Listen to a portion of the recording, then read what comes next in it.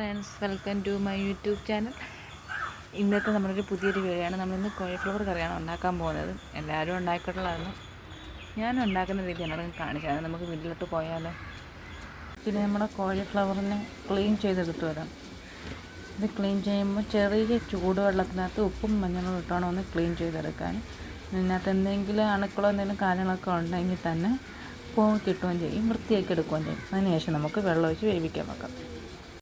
ഞാൻ ധാരാളം ചൂടുവെള്ളത്തിനകത്ത് ഉപ്പും മഞ്ഞളും ഇട്ട് നമ്മുടെ കോളിഫ്ലവർ മുക്കി വെച്ചേക്കാണ്. ഒരു 10 മിനിറ്റ് കഴിഞ്ഞതിന് ശേഷം നമുക്കൊന്ന് പച്ചവെള്ളത്തിനകത്തിട്ടിട്ട് നല്ലോണം കഴുകിയെടുത്തതിന് ശേഷം വേവിക്കാനായിട്ട് വെക്കാം. കോളിഫ്ലവർ ഞാൻ വേവിക്കാനായിട്ട് വെച്ചിട്ടുള്ളൂ. ഇതിനി വേവുമ്പോഴത്തേക്ക് നമുക്ക് ഇതിനുള്ള മസാലകൾ തയ്യാറാക്കാം. നമ്മൾ കറി വെക്കാൻ വേണ്ടി സവാള ഒരു 5 എടുത്തിട്ടുണ്ട്.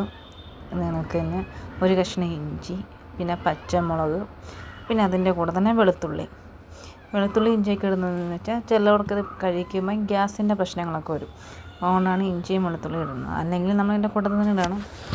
ഒരുപാട് കണ്ട് കുറച്ചെങ്കിലും ഇട്ടാൽ മതി.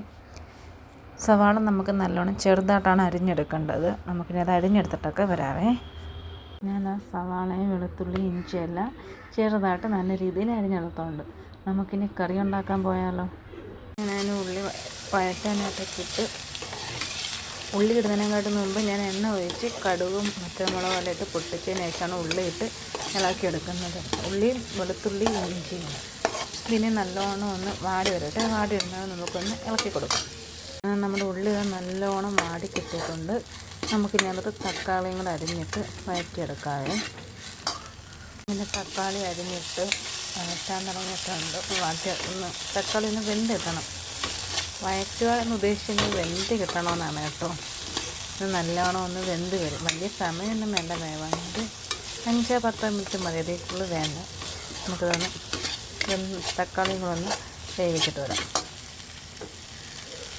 കോളിഫ്ലവറെല്ലാം മസാലയ്ക്കകത്തിട്ടുണ്ട്. ഇനി ഇത് നല്ലോണം ഒന്ന് പുരട്ടി മിക്സാക്കി എടുക്കണം കേട്ടോ.